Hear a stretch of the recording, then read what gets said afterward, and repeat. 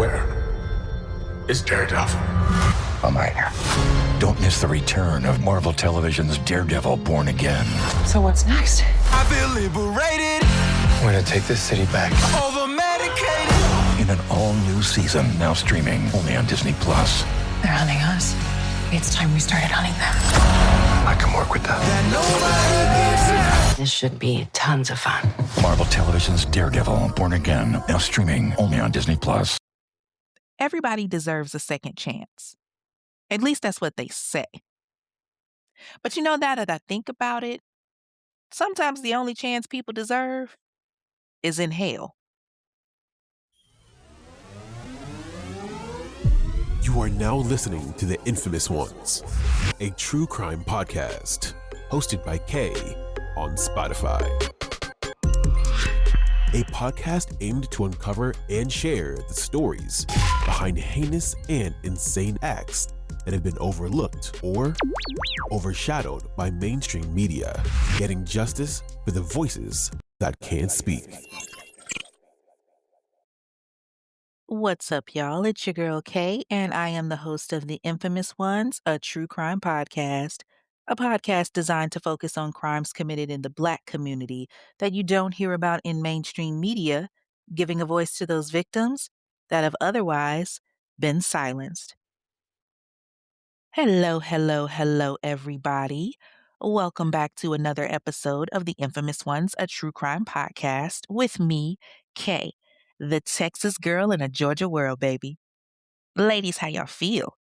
Fellas, y'all all right? It is Sunday, April 5th, 2026, and your girl is feeling a little weak and tired and sick. I've got this nasty cold that I'm trying to get rid of, and, well, unfortunately, I'm dealing with some other things as well. As some of you may know, unfortunately, I experienced a serious loss this last week, and it's kind of taken a toll on me both physically and mentally. And I'm not gonna lie, it's been really hard trying to process it, but I'm trying to push past it and just feel myself going through the motions right now because it makes me sad and, it kind of just takes me to a place of hurt. So I want to do whatever I can to just distract myself, but know that baby Daniel is always being thought of. So I just ask you all to keep me in your prayers. And, no worries. I'm still going to get you guys your episode. But if I seem a little down, or if you haven't really heard from me on social media, that's why. Now, all right, I got to try to lighten the mood, y'all. My bad. Okay, so as you know, this month is April, which is the start of the Celebrities Who Were Gone Too Soon series. Now, this series is a little different because it's not necessarily celebrities that caused the situation, but were more so a victim of the situation. And unfortunately, there were a lot of individuals to choose from. Some of the cases you may have heard about, others you may not have. But I'm going to try to get as many as I can cover within the next 4 Sundays. Amen. Now, with that being said, you're going to get one case tonight, and I'm going to aim for at least 2 to 3 cases of different celebrities that are going too soon after tonight's episode, because not all of them are going to be like great length like tonight's is. So I'm going to see how that goes. But, just a heads up on that. Now, before we get into that, y'all know I got to ask you, right? What y'all sipping on? Tonight, I'm taking it easy. I'm just drinking some Liquid Death carbonated water, like nothing serious. I can't, drink with the meds that they have me on. But I do have me a little snack from Apple Basket, which is my favorite cotton candy apple. I do need to holler at my girl over at Sweet and Sticky, though, because some candy flavored fruits right now would really cheer me up, like on some real stuff. But anywho, with that being said, I hope y'all got y'all drinks, y'all snacks, and y'all are ready for some amazing content. Let's get into it. Hop on in and buckle up because we are about to take a trip to Los Angeles, California in 2002. 2002, I was, well, never mind because I would be telling my age right about now. But let me tell y'all, Nelly had everybody hot in her because of this little dilemma with Kelly Rowland. Y'all see what I did there? Ashanti had every woman feeling foolish over their man, and Eminem told us to lose yourself, and well, some folks took it to heart, like in this case. Then you had Mekhi Phifer showing a completely different side of him with Paid in Full. Miguel Nunez had everybody screaming, I love you, Juwanna Man. And Denzel Washington gave the performance of a lifetime as John Q, showing exactly how far a father would go to save his child. But sadly, in 2002, an actor who had graced the screen since he was 3 years old was set up to be killed over a lie. Y'all ready to get into it? Y'all know what time it is. Let's get it. This week's first celebrity case involves Merlin Santana, the victim, Brandon Adams, witness and Merlin's friend, Monique King, accomplice and the one who set all of this into motion, and the infamous murderers of the week, Brandon Bynes and Damian Gates. Merlin Santana was born on March 14th, 1976, to Leah Santana.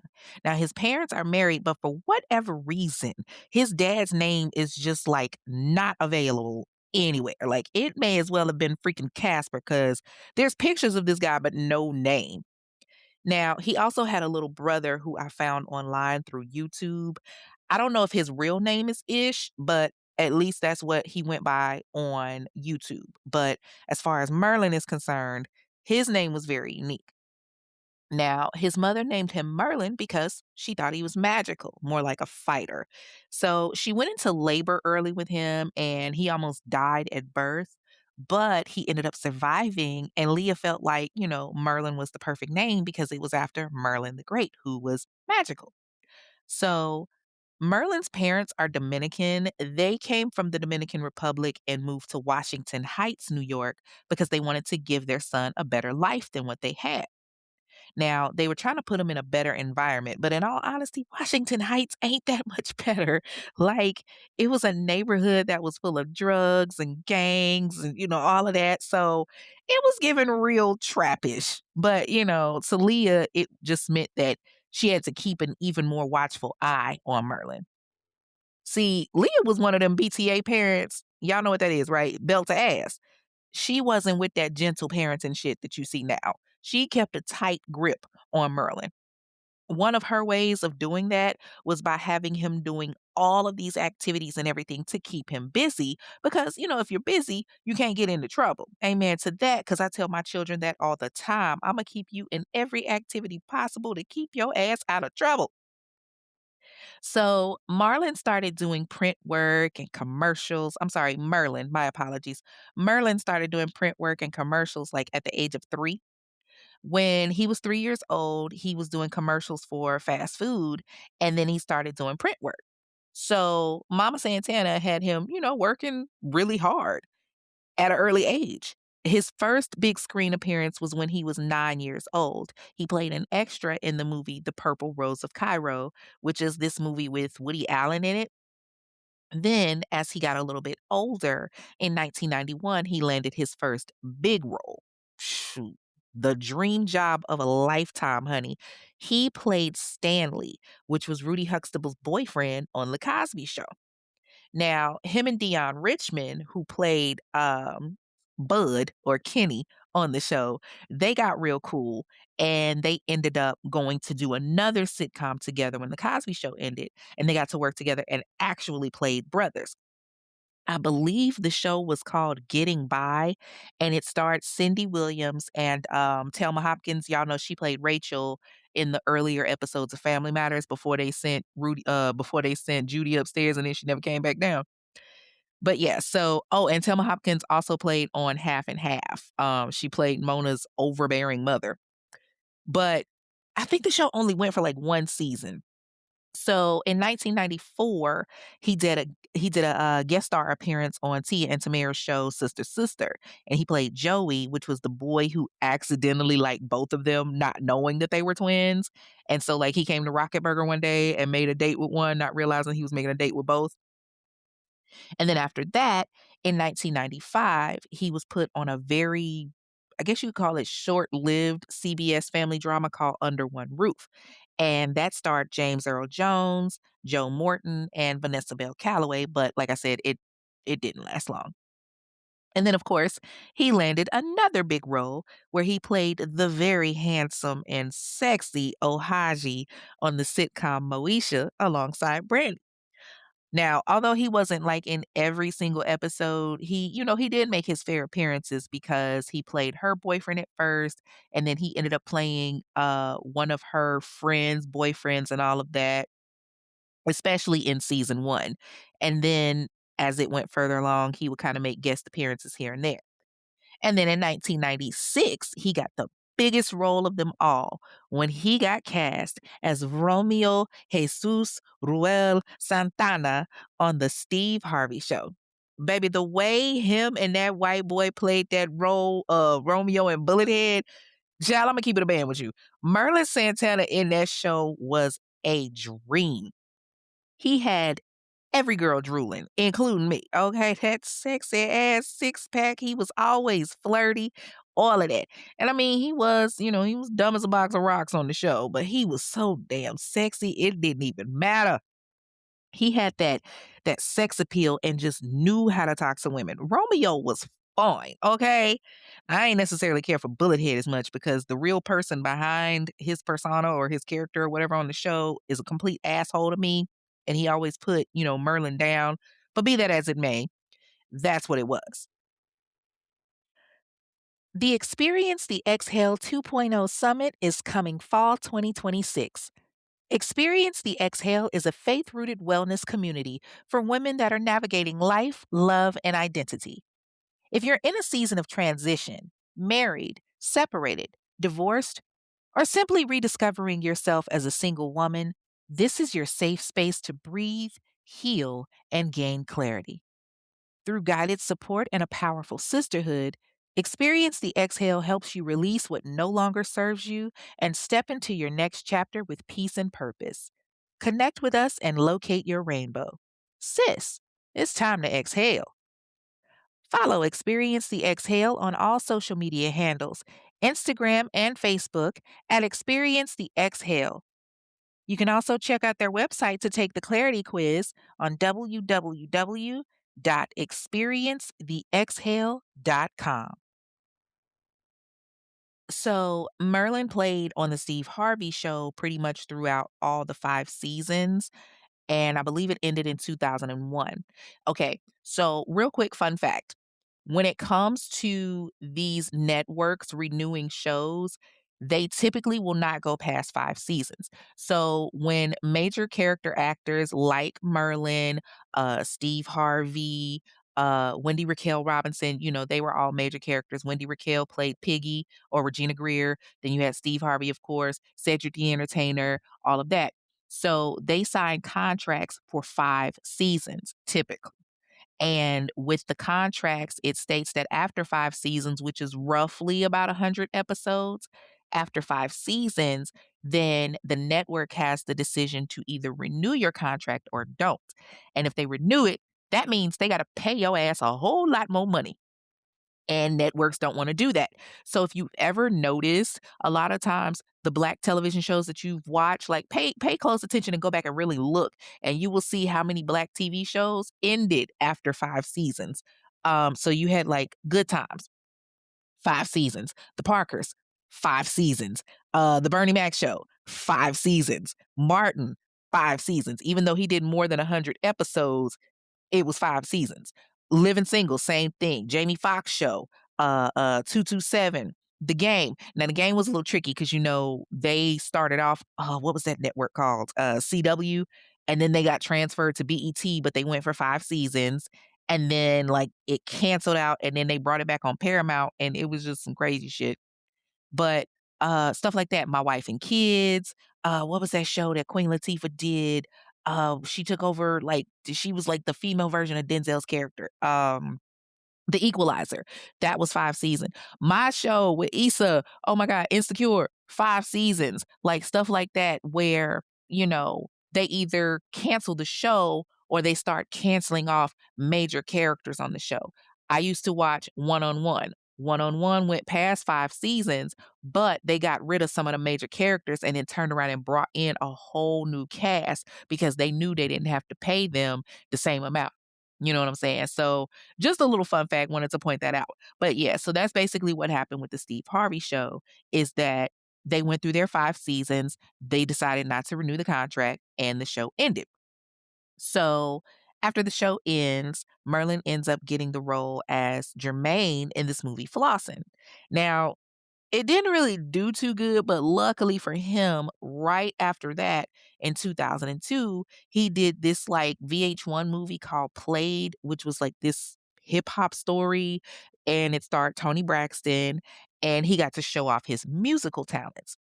Now, a lot of people didn't know that he had some musical talents, but yes, he did. And he also had a role in the Eddie Murphy comedy Showtime. Baby, homeboy kept a job. Okay. Like, that was not something that he was just not gonna do, was just sit. Like, homie kept working. I remember seeing him on an episode of Half and Half, and he was all oiled up. He had this song, he was singing this song, Lay Your Head on My Pillow or something like that.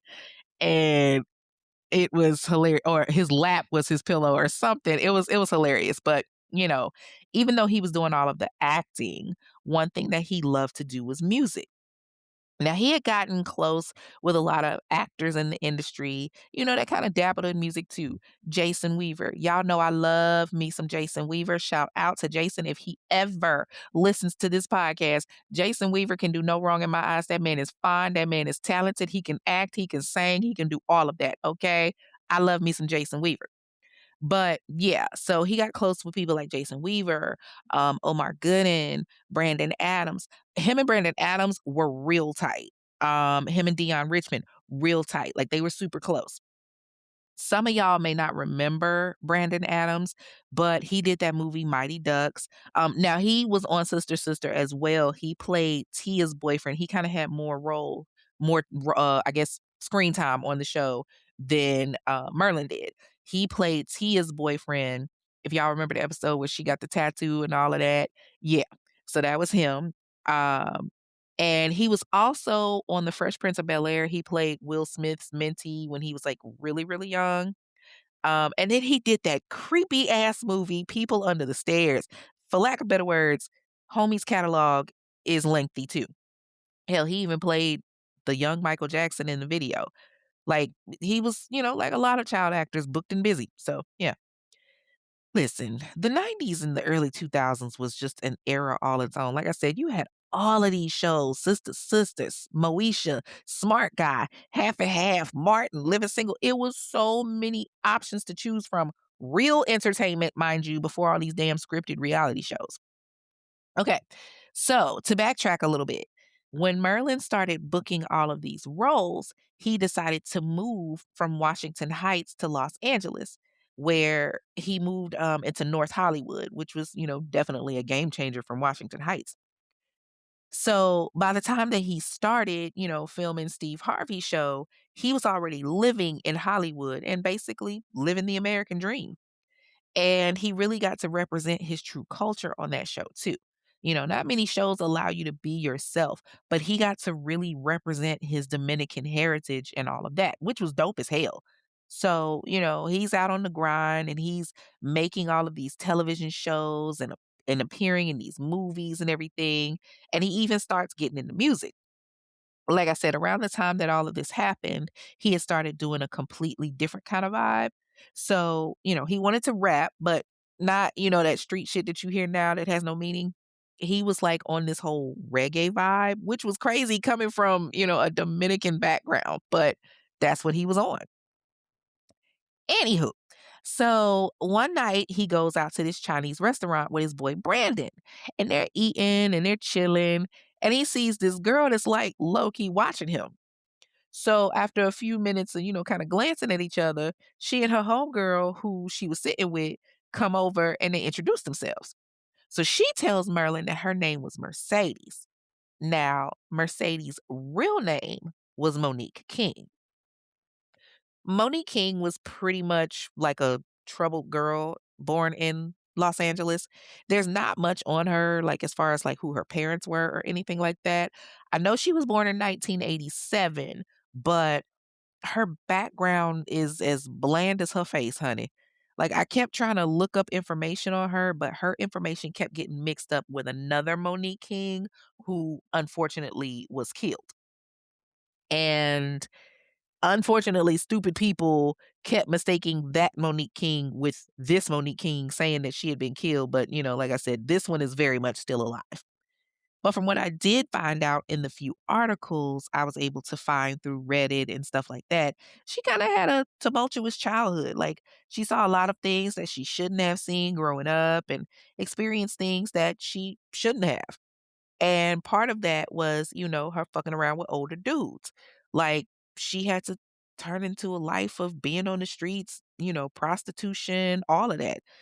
And it was by choice because she had homes that were willing to help her. Let's be clear. She had places that wanted to help her, but she just chose to, do what she was doing. I mean, I guess if it works for you, it works for you. Okay. So anyway, she's getting out there, getting real friendly, kicking it with a lot of the older guys, and she's like 15 years old around the time that all of this takes place. Like a old soul, okay? What Vera say, I'm a old hoe and all my hoes is honest. This chick was a hoe and she wasn't honest.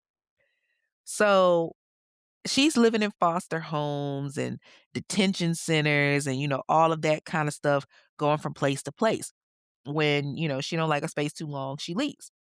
So when her and her homegirl are out one day, they go to this Chinese restaurant. They getting something to eat. And her homegirl is looking and she was like, "Ooh, girl, that's Romeo from TV." And Monique looks at him and she's like, "Man, nah, that's not him." But the more that she's looking, she's like, "Oh my God, it is. Damn, he fine." So the two of them make eye contact, and Monique takes it upon herself to go over to him and Brandon. Pause. Did they not know who the hell Brandon was? Because, baby, he was just as known. But anyway, Monique introduces herself to him, and, of course, she's like strung out on this whole TV character of his. And she's like, "Oh my God, you Romeo Santana."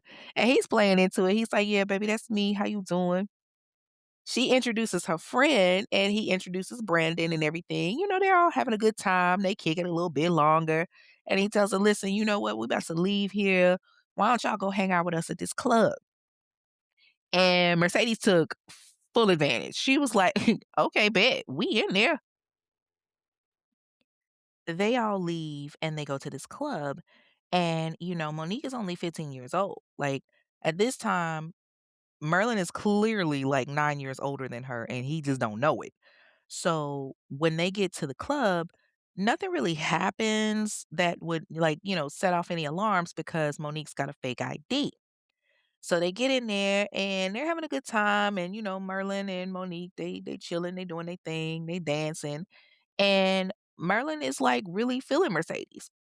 He trying to, take her for a ride. You know what I'm saying? So he comes to her and he asks her, he's like, "You know what, baby, you want to go back to my spot and kick it with me?" And Monique was all for it. Like, her homegirl was just like, "Yeah, I'm gonna go ahead and go home." I guess she wasn't Brandon's speed, or, he knew, okay, hey, this chick ain't the age that she claiming to be, because her homegirl was only 14. What the fuck do these kids look like that y'all look like y'all are over 18? First of all, what kind of club did you go to? But that's a whole nother situation. So, here's the thing. Mercedes got a boyfriend, like a whole ass 19-year-old boyfriend named Damian Gates. Now, Damian was 19 and a member of the 40 Crips, but we're going to get into that a little later. So Mercedes leaves with Merlin and they go back to his spot. And like I said, I guess Brandon wasn't feeling her homegirl, or maybe her homegirl, knew her limits, or, had somebody that gave a fuck about her and had her come home. But Mercedes was all the way in with Merlin.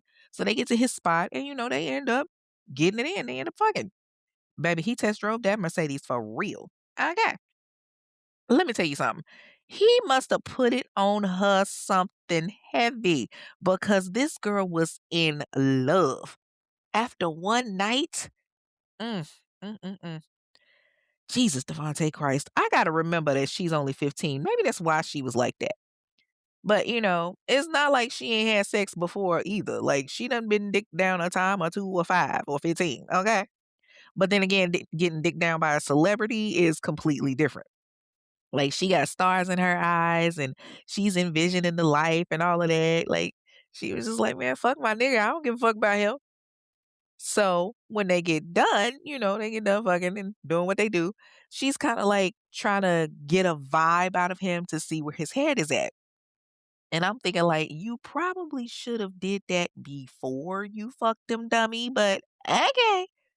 So, she starts getting all mushy with him, and, she's like, "So, baby, when we gonna kick it again? You got a girl." Again, why the fuck didn't you ask this before? But he was just like, "Yeah, I mean, we can hang out, but I'm just not really trying to, have nothing too serious."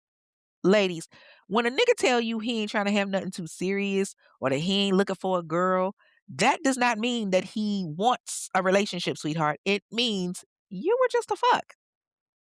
So she hears this, but she's like, "Oh, that's not what I was expecting to hear, especially since we just had sex."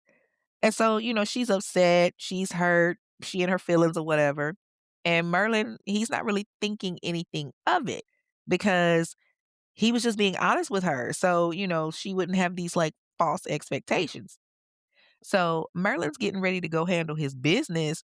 And at this point, Mercedes is like pissed off. She's just like, "I gave you some of my hot pocket and now you want to act like we ain't like that? Oh, you want to just go and do your little thing and dip? Oh, it ain't going down like that, boo boo." Like, she's upset and feeling played, and she goes back to her little boyfriend, Damien. And then she kind of puts a spin on things. Now, let's talk about Damien a little bit. Now, Damien Andre Gates is a 19-year-old thug born in 1983. He's a member of the 40 House Crips, whatever that means. And he's pretty much, kind of kept a low profile. I tried to find him on social media. This fucking case bugged me because all of them were hard to find. Like, I tried to find him on social media, but couldn't really see anything. And let me tell y'all, LA is super strict when it comes to releasing information. Like, they only release the jail records to the victims or to the attorneys. But from what I did find, I know that he had a minor situation that occurred as a child, but it was nothing major until he got older. But yeah, so Damien and his boy Brandon were hanging out. Now, his boy Brandon Douglas Bynes is a little bit older. He was 25 at the time. What he was doing hanging out with a 19-year-old, I don't know. But they were both kicking it at the crib, whatever. Brandon was also a part of the 40 Crips. I want to add that. So here comes Monique with her little tail tucked in, face all long because she done got her feelings hurt. And Damien trying to figure out, where she at. But now that she done had her little night of fun, here she comes. She got to go back home. So Damien sees her and he's looking, she's looking some kind of way. He's like, "Hey, what's up with you?" And she puts on her little sad face and she lies through her damn teeth. So, like, y'all ain't gonna believe it, but last night, me and my homegirl was out getting something to eat at this Chinese spot, and we saw that dude that played Romeo on the TV, and, like, he was with his homeboy, and they was trying to, like, get us to go back with them to the crib or something, and I told him that I had a man, but he ain't care, like, he was trying to get at me. We went to the club with them and everything because he said he could get us in, but, like, he was being real aggressive with me. And y'all know Damien hears this and he's like, "Fuck you mean he was being aggressive?" And like she laying it on thick. She was like, "Yeah, like he was really trying to come at me. He was like pushing himself up on me. He was all extra with it. I was just trying to have some fun and dance, but he wasn't trying to hear that. He kept talking about how he could get bitches and I needed to get at him and everything." And so Damien and Brandon, they hear this and they getting pissed off. Like Damien's like, "Yo, what the fuck? Like, what the fuck you mean?" And Monique is spinning this whole like little web of lies and telling him, "Oh, baby, it was so scary. I don't know why he was acting like that." And Damien's wheels is over there spinning. He hot. He like, "Oh, so that's what old boy gonna do, huh? Oh, he think he could treat my girl like that? Okay, cool, bet. I got something for his ass. Yeah, we gonna handle his ass today." And so his homeboy Brandon, he chiming in on some shit. He like, hell yeah, man. Let's rob this motherfucker too. We gonna fuck him up. We gonna take all his money. All that unnecessary bullshit. Now, I'd like to point out that Merlin didn't completely dismiss her, y'all. He just told her that he wasn't trying to be tied down. See, the thing was, he did have a little bit of a situation with his daughter, Melinda's mother.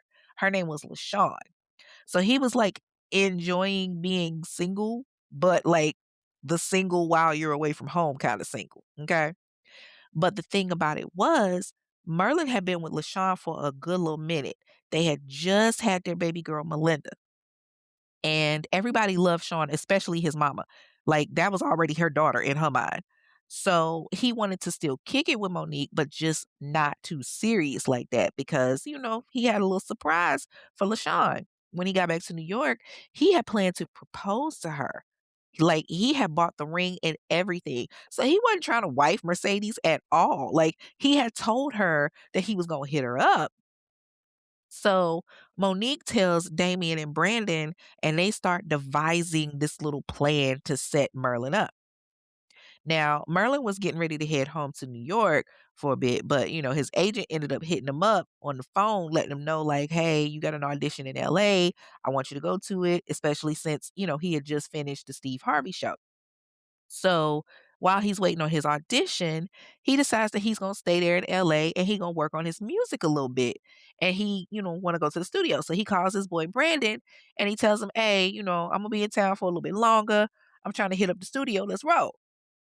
So him and Brandon make plans to link up. And then he calls his mama and he tells her, hey mama, I'm gonna stay here in Cali for a few more days. I got an audition, but I'm gonna be home after that. So he and Brandon link up and they get ready to head to the studio when Merlin decides that he wants to hit up Mercedes and have her join him because, his boys was like, hey man, let's get some hoes up in here, man. And Merlin's like, shit, I know just the one. I got a little shawty that could come through that was here, the other night. So he hits her up because, he's trying to get into a little something, something after the studio. And, he knew she could do that for him. So they head to his homeboy's crib in Crenshaw where he stayed off of Victoria Avenue. And, his homeboy was like, yeah, I'm gonna have some hoes come through too. And, Merlin's like, hell yeah, I just hit this chick up I met a couple of nights ago. So, he calls her up. And that girl, of course, is Monique, aka Mercedes. So he tells her, hey, beautiful, I'm in town a few more days. I got to stay a little bit longer because I got this audition. But check this out. Me and my boy Brandon up here, my homie spot. I'm trying to, lay down this track. Why don't you and your girl pull up? We going to chill and, make it a little night or whatever. And when she hears this, she knows that she can go ahead and, put her man's plan into action. So she tells Merlin, okay, baby, we going to be there. And she goes straight to Damien and tells him, guess what? Merlin just hit me up. He want me to come through. What you want to do? And Damien is happy. He like, hell yeah, that's what I want to fucking hear. Let's do this shit. So at this point, it's like night, late night, early morning. It's like November 9th, 2002. Damien has given her the instructions to go to the house, see who all is there, and call him and let him know. So they hop in the truck and they head over there. She gets over there and she's acting completely different than before. Like, she gets there around midnight, 1 o'clock in the morning, and she acting real standoffish. And instantly, Merlin's boy Brandon, oh, he knows something up. He's watching her and he's thinking like, yeah, it's something off with this bitch. Like, she's not giving Merlin hardly any attention. She's looking around at everything and she's constantly texting in her phone. And then out of nowhere, she just up and announces, well, you know what? I gotta go, y'all. I'm gonna talk to y'all later. Like, she barely says goodbye before she ran up out of there. So Brandon sees this and he follows her outside because it just was like sending red flags to him. And when Brandon follows her outside, he sees that she gets into this big ass truck with these two dudes in it, which was Damien and Brandon. And he watches them pull off. They go off and they stop like 2 blocks away. And Brandon is watching this like, yo, what the fuck is going on? Like, I don't like this shit. So he goes back inside and he goes to his boy Merlin. He was like, hey, your old girl that was just in here earlier, the one that you linked up with a few days ago. Yeah, I just seen her leave here on some weird shit. I don't know what's going on, but it just look off. I think we need to race up out of here. And Brandon and Merlin are close, so, of course he gonna listen to his boy. If he thinks it's an issue, he gonna listen. So after Brandon told him that, he was like, all right, cool, say less. So they making they, way around to everybody in there, and they like, all right, we're gonna holler at you later, whatever, whatever. And they go and they get into Brandon's car. So Merlin gets into the passenger seat and Brandon gets in ready to drive. Merlin's getting situated and everything, and he looks up into the rearview mirror and he sees these two dudes running up. Damien and Brandon had grabbed their guns and gotten out the car to go and rob Merlin and Brandon. But as soon as they run up, Brandon sees a laser pop up on Merlin and he yells, "Duck!" Literally, as soon as he said that, gunshots started ringing out. Merlin heard Brandon say it, but it was too late to react. So Brandon had cranked the car and he slams on the gas to try to get away, but Merlin has already been shot. And he's like slumped over in the passenger seat, bleeding from everywhere. Turns out Merlin had been shot in his head. So eventually, while he's driving, Brandon sees a cop and he starts like wailing on the horn, pleading for help. He's flagging him down. He's like, please, you got to help me. My friend Merlin, he's been shot. I need y'all to help me. Get help for me. Please, please get help. And of course, the officer sees Merlin bleeding out in the passenger seat and calls for a bus and all of that. But realistically, Merlin's been shot in the head and the officer already knows he's gone. Poor Brandon, he's feeling like shit because, this was more than just an actor to him. This was his boy. Like, he was like, this my boy, my friend. I'm supposed to look out for him. They had been working together since they were kids, like legitimately known each other since they were kids. And he's just traumatized. Like, he just watched his boy die in front of him. And he's got so much on his mind. He's like, fuck, man, what am I going to tell his mama? What am I going to tell his daughter? The cops, they now have everything taped off and it's an official crime scene. So they start doing their investigation and they find like 8 or 9 bullets that came from a 30 caliber handgun. Now, for those that don't know, that's a fucking like assault rifle, okay? Now, out of all of the bullets that they found, they only found one that actually did the damage to Merlin, which was the one that hit him in the back of the head. The bullet went through the trunk of Brandon's car and he died pretty much instantly. So the investigation is underway and they take Merlin's cell phone. They're trying to see who he called, who he talked to, all of that. And Brandon was like, oh, I could tell you exactly who the fuck it was. It was that bitch Mercedes. And of course, the cops are intrigued. They're like, okay, Mr. Adams, tell us who is Mercedes. So Brandon tells them, listen, Merlin made a phone call to this chick named Mercedes and asked her to come through. He just met her a few days ago, but like when she got there, she was on some weird ass shit. She acted like she didn't want to be there. She acted like she didn't want to talk to nobody. I watched this bitch get into a truck with 2 niggas and then they pulled off down the street. Next thing I know, I'm seeing them same 2 niggas running up on us. Baby Brandon is telling everything. So the cops take all of this and they're thinking, okay, all right, we got something here. And so the next day, November 10th, they tell Brandon, hey, what we need you to do is we need you to hit this girl up and see if she'll maybe, meet up with you. And Brandon was with it. He plays the little role like, he's just like he's hurting, all of that, but he's acting like he just really needs her comfort. So he calls her and he was like, hey, Mercedes, what's up? Look, and I don't want to bother you, but I really need to talk. Like, shit went crazy. I need a familiar face. And so her dumb ass, she's like, okay, yeah, I got you. No worries. So he tells her, all right, just meet me at this restaurant. Gives her the information. They hang up and Brandon heads there, cops in tow. Monique gets there and she's thinking that she's going to meet Brandon when really, soon as she gets there, it's a bunch of cops like swarming all over the place. They cuff her ass and take her to the station and they start grilling her and asking her all of these questions and she can't tell the truth to save her fucking life. Like I'm talking about down to her name.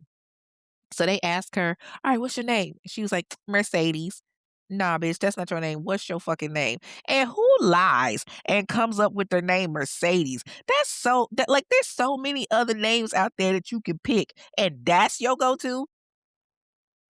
So they go on and ask her, "Well, how old are you?" And she was like, "Oh, I'm 21."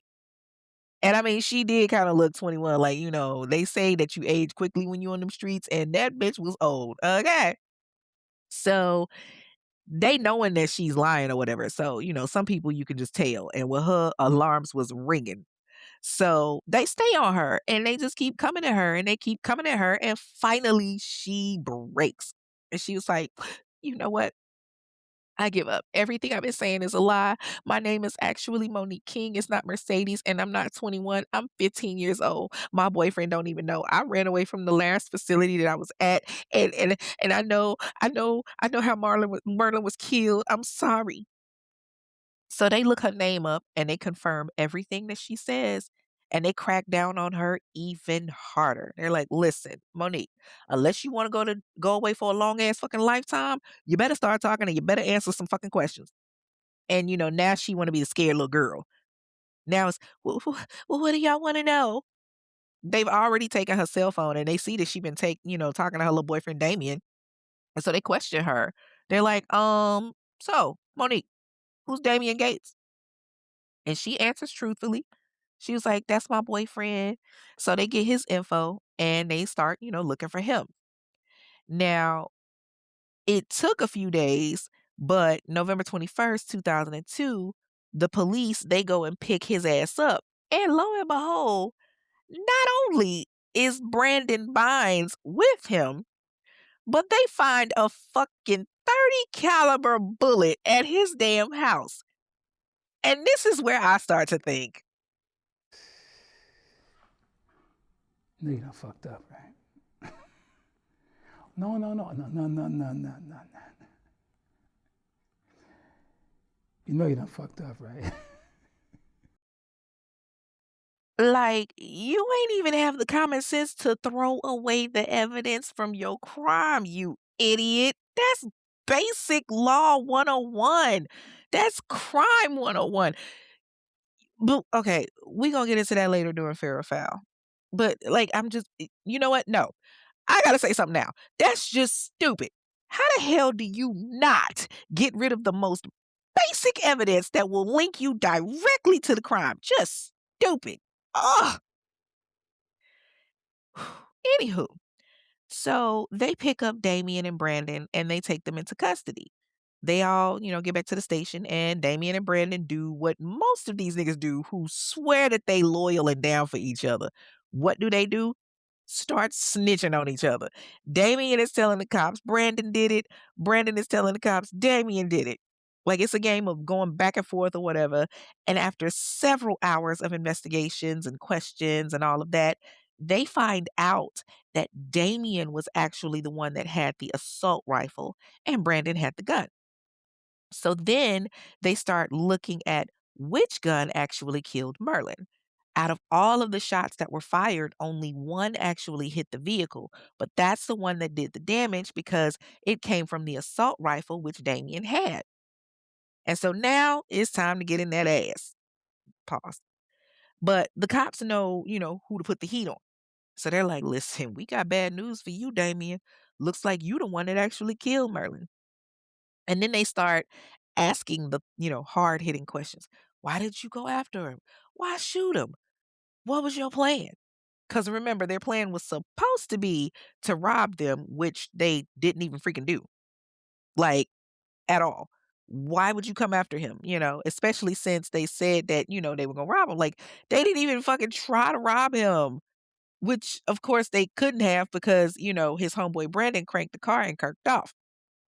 But Damien is like, y'all want to know why? Listen, man, Monique was telling me about how this nigga was trying to rape her and shit.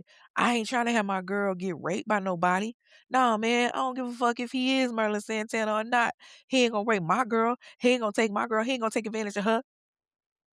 And so the cops listen to this newfound information like, okay, this is interesting.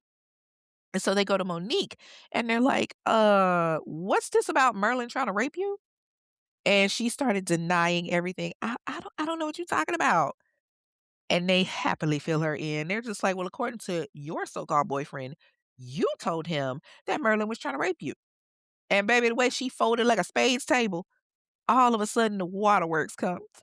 I'm sorry. It wasn't supposed to happen like this. And so they start asking her, well, what was the reason that you were acting all funny at the studio the night that he was killed? What was your reason for that, huh? Because you clearly didn't do what you set out to do. Like, you set that man up to be killed, not robbed. Why not just say, oh, hey, because I was being a hoe? Like, Monique is, pulling this whole distraught and bawling her eyes out. And she was like, I promise it wasn't supposed to happen like this. This wasn't the plan. And they watching her and they're just like, so then tell us what the plan was, Monique.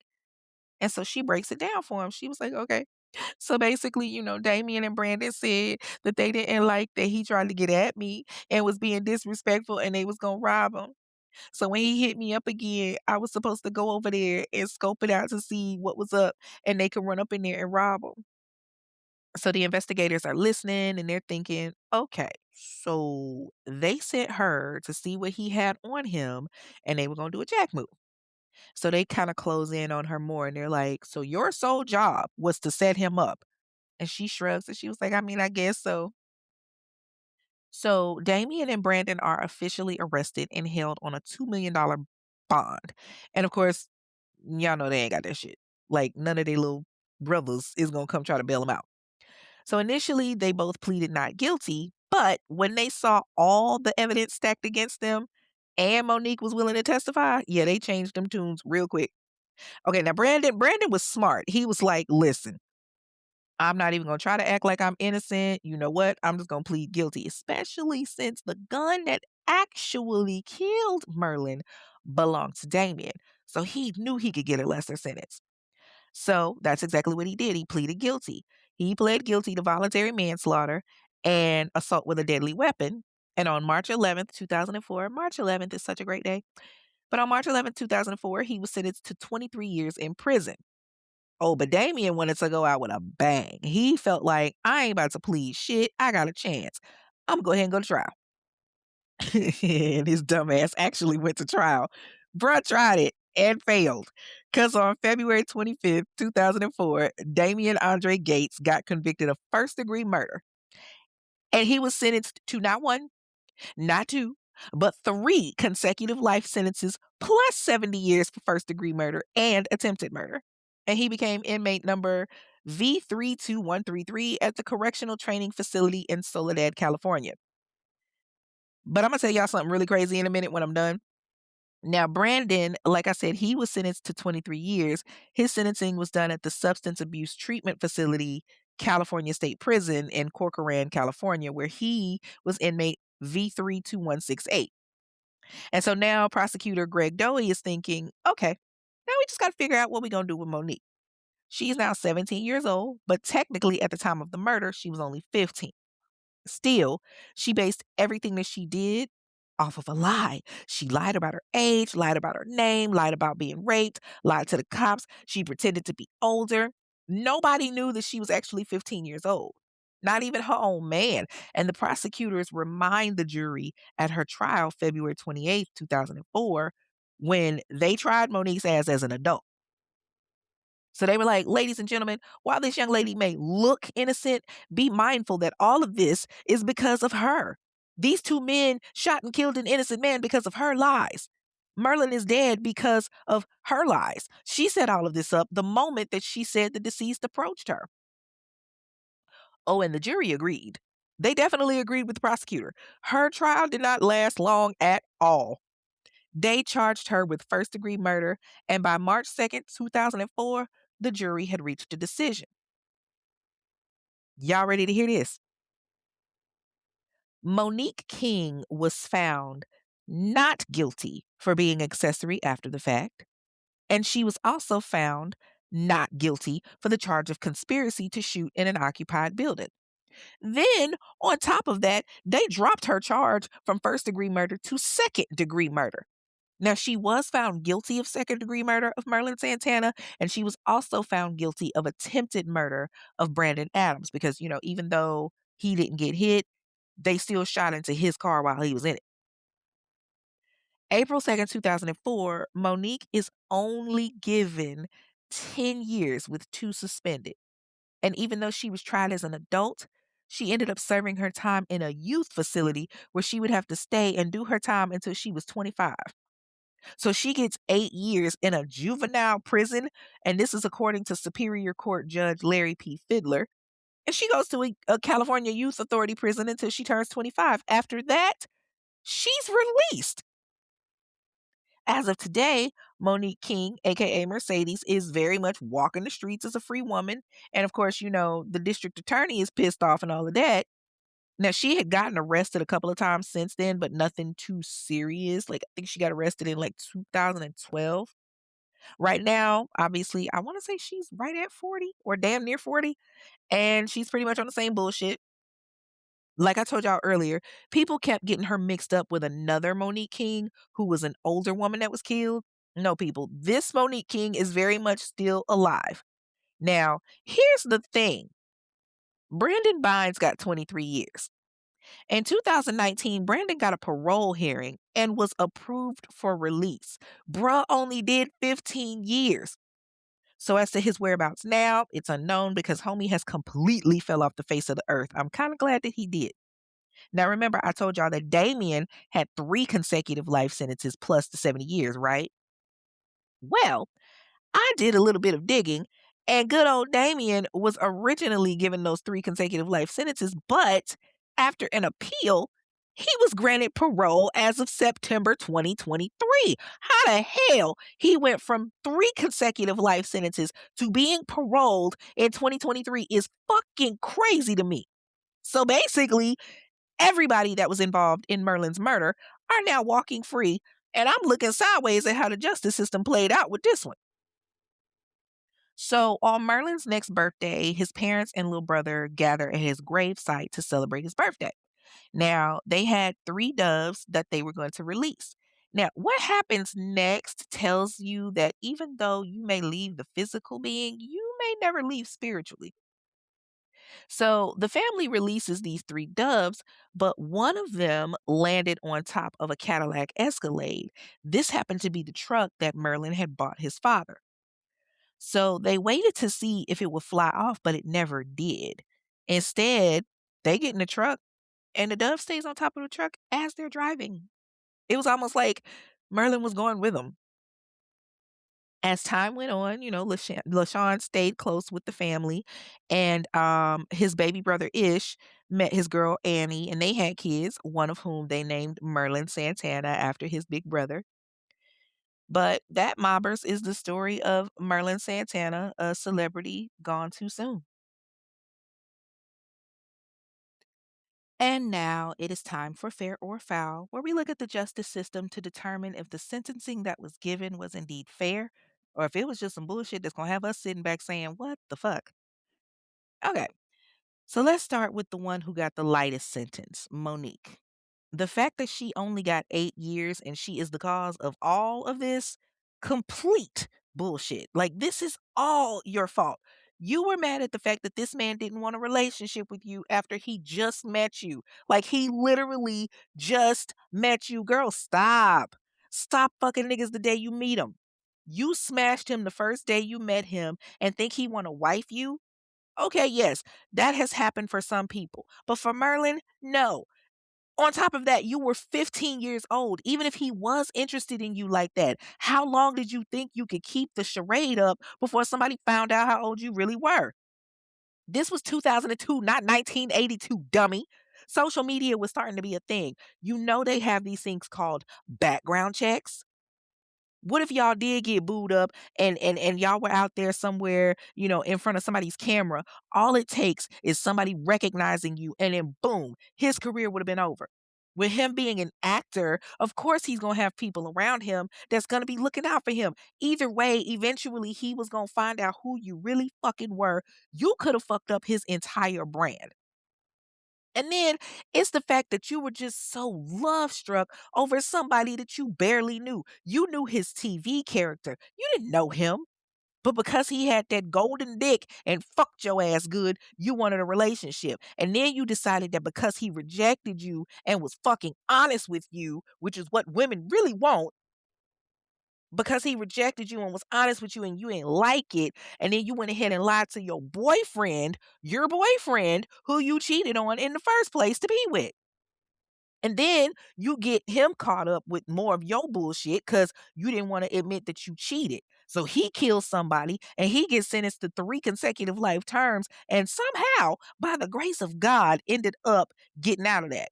But the fact that you only got 8 years and you got to do it in a juvenile facility, yo, you got extremely lucky, ma. I don't condone no man hitting no woman, but ooh, shit. Grab her ass and shake her one good time. Shake her so hard that her fucking head fucking rattles like a pebble in a tin can. Because you out here living your best life and you done fucked up your man and his homeboys' lives. And then you took away Merlin's life altogether. You may not have directly pulled the trigger, but you are responsible for it. I don't know exactly what you're doing right now, but I hope, like, ooh, that made me so mad. You fucked up 2 other lives. Merlin is gone. His daughter, who is now grown, is living her life without her father. Oh, then you got Brandon Bynes. Okay, Brandon, baby, Monique is not your girl. Yeah, that was your homeboy's girl, but look at what happened. You got caught up in some shit because you decided we gonna rob this fool, and it was all over a lie. Did it ever dawn on you to say, hey, call the cops? Or think that maybe Damien can handle it himself? Whew, I swear, pussy will get y'all caught up in some shit every time. Pussy will get you destroyed every single time, especially the wrong type of pussy. The only person that you should have been worried about was you. But you had to help your homeboy and help him look better than Monique because she came to y'all and said that she was getting pushed up on the wrong way. And you did 15 years for a lie. Now, granted, yes, you outliving your life now, but look at how much time you missed. You shot the gun just as much as Damien did. Clearly, both of y'all were some lousy shots because y'all popped off 9 shots and only struck the vehicle once. And y'all were that close up on it. And, unfortunately, it happened to be that one that hit Merlin in the back of the head. But all of those bullets that were found was because y'all were missing y'all's target. And then y'all didn't even get rid of the evidence. What kind of shit is that? I don't know how long y'all were in the gang, but clearly you need target practice. And then last but not least, there's Damien. How in the hell did you get 3 consecutive life terms and then you ended up getting parole in 2023? You did 20 years roughly, and then you were just out for murder? Like, I could see how Brandon got out because he took a plea deal and the gun was not the one that actually killed Merlin. But you did way less time than you were given, and you were the one that actually killed him. That's crazy to me. I don't think that any of these sentences were fair at all.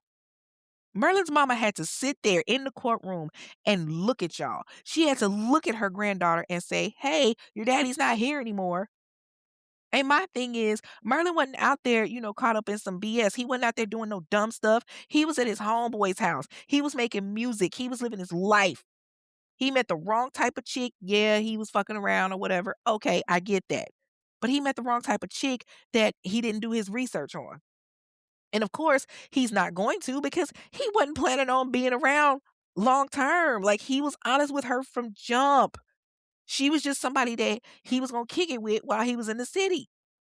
But, he ended up losing his life behind that. A talented actor, a child star. And now he's gone because y'all decided that because your girl, who was lying to you on multiple occasions, was lying to you about not just her age, but about what happened, came to you and said, oh, he was pushing up on me. Hold up, wait. Where the hell was the homegirl? Because she was with them at the restaurant and they went to the club together. So at what point did the homegirl step forward to say, no, it didn't go down like that, Mercedes or Monique or whatever the hell your name is. Y'all left together. I'm curious as to if her homegirl was at the club with her or not, because if I was the homegirl, bitch, you fucking it up. If anything, why would you tell your boyfriend that he was being aggressive to you? Like, if anything, you need to be hitting Merlin up saying, "Hey, baby, I want to come see you. Get the bag off of him because you 15, you can flip it. Tell him after y'all fuck, hey, just to let you know, you was fucking on a 15-year-old, and if you don't want me to go to the police or the authorities, then you need to come up off some bread." Not saying that that's the best thing to do, but it's a whole lot better than murder. It's a whole lot better than lying to your boyfriend and ultimately seeing a man, setting a man up to be killed. And hell, you wouldn't even have to include your man in that scheme if you did that right. But nah, you decided to set somebody up to die. You knew the minute that they said that they were going to rob him that it, left a possibility that things could go left. But all you were concerned about was feeling rejected and getting your feelings hurt. So on this one, no, I don't think it was fair at all. None of this was. They all received sentences that they shouldn't that should have been longer, in my opinion. And so, now I'm just sitting back like, okay, every last one of y'all get to walk free. Especially Damon. His sentence actually was a valid sentence, but then they gave him parole. What in the entire fuck? I don't see how that's possible. Granted, yes, he was 19 at the time that he committed the crime, but he definitely was an adult. He made the choice to be in the gang. He made the choice to put the gun in his hands. He made the choice to pull the trigger. So the fact that he went from getting 3 consecutive life terms plus 70 years to being paroled after 20, I call complete BS on that. Motherfucker, life for a life, because you literally screwed the system. You got over big time, and that makes no sense to me, you lucky bastard. I hope that you got your life together now and are doing things different. I hope that you stay your ass away from Monique's ass, and Monique, I hope that your ass never finds happiness. And from what I saw online, she didn't. I can't fully confirm this, and it did not come from me, so I don't have no legal issues. But according to some online sources, when Monique got out of prison, she started prostituting and contracted HIV. As to the validity of this, again, I don't know, because these three are freaking ghosts. But, knowing her luck, she'll probably get lucky again. Like, this is just insane to me. That is all for this week's episode of The Infamous Ones, a true crime podcast special series on celebrities who were taken too soon. You can follow the show on the various streams on Instagram and TikTok at Infamous One Podcast. That's a number 1, by the way, not spelled out. And you can leave a review there. On X, it's Infamous One Pod, where you can leave a review. On Facebook, you can join the private discussion group, the Infamous Ones discussion group. But please be advised, if you don't answer the questions, you are not getting in. It's just, it can't get no simpler than that, people. Also, it's averaging about 2 to 3,000 streams per week. I'm gonna need that to match in the discussion group, okay? Because it's only like 650, I think, in the discussion group. So if you listen to this podcast, go to Facebook, join the discussion group. It's that simple. It's free. Oh my gosh. The show streams on multiple streaming services like Odyssey, Apple Podcasts, iHeartRadio, and so on. So leave a review. It only takes a few seconds. The reviews matter. And we're going to go ahead and get into a couple of those. The first review comes from Spotify from Big Mix, and it's actually on one of the Black Box episodes. Shout out to my other podcast, Black Box. This episode was on Makia Montgomery. And it says, "So proud of you, Kay. You need to be reading stories on Audible." Oh, thank you, my love. I would actually love to do something like that, but I got to figure out how to get into that. Y'all know I love venturing into new avenues and areas. So if anybody out there in the streaming world knows how to get into Audible, doing audiobooks and everything, let me know. The next review comes from Apple Podcasts from Darda. I think that's how it's pronounced. And it's 5 stars. That's captioned binge worthy. And it says, "Kay, girl, the way you tell these stories got me hooked. I absolutely love the show. Oh, and I'm sipping on Patron Rep mixed with Fix Blackberry Margarita Mix. Definitely give it a try. It's so fire. I add Sprite too." Well, okay then. Sounds like you know what you're doing, baby. I like it. And yes, you better binge and sip at the same time, okay? I'm going to start sipping, once I get my mind right. All right, y'all. Just a reminder, tickets are now available for the Infamous Ones murder mystery Who Done It. The link is in the description box of this episode, and it will be in every description box of the episodes going forward until the event June 6th. Tickets are $35 each. You have the option to purchase alcohol at the show, and you will be competing for the grand prize of $500 cash. So make sure that you get your tickets. It'll be in Savannah, Georgia, June 6th, 2026. The description is also on Eventbrite as well. Now, not one ticket has been purchased so far, and y'all making me think y'all don't want this $500 cash prize, and there has to be at least 12 tickets sold for the event for this to happen. And, at this point, stuff has been paid for. The event venue has already been reserved. So if not enough tickets have been purchased by May 6th, I got to cancel it to get my money back because I got to get that 30-day notice in, okay? Listen, I love my mobbers, but not enough to lose out on some money, okay? December 19th, 2026, I will be having another live event in Dallas, Texas. Now, it won't be a competition, but it's pertaining to a major case that happened in Dallas. As of right now, it's still in the planning stages, obviously, but as it gets closer, I'll go ahead and post the event information so that you can get your tickets because, I know some of y'all are a little further down south and a little bit further away and can't necessarily make it to the East Coast. So I'm going to do something in Dallas for y'all as well.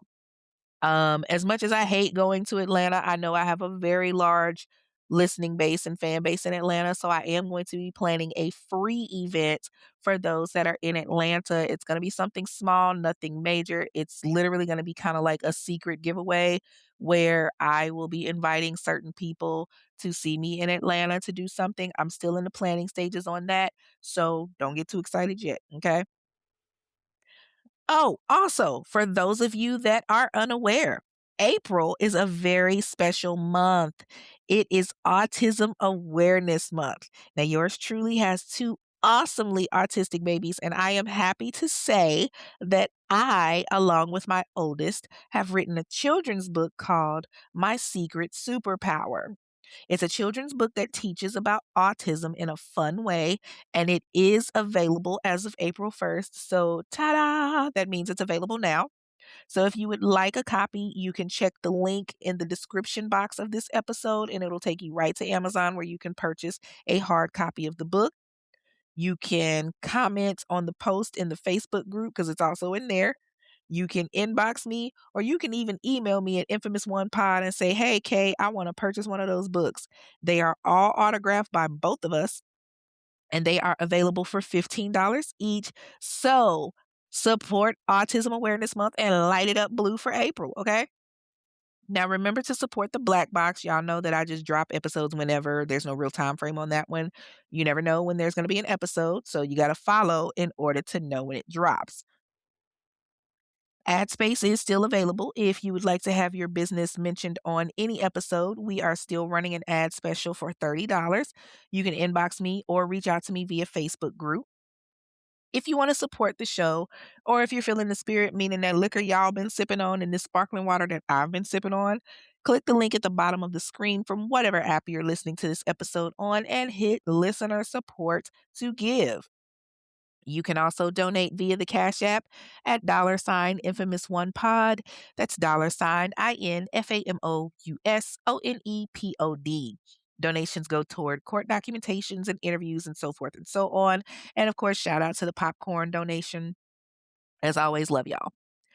Now, if you have a case that you want to hear more on that you feel has been ignored in the Black community, if you want to inquire about ad space, or if you want to leave a review, send an email to infamous1pod@gmail.com.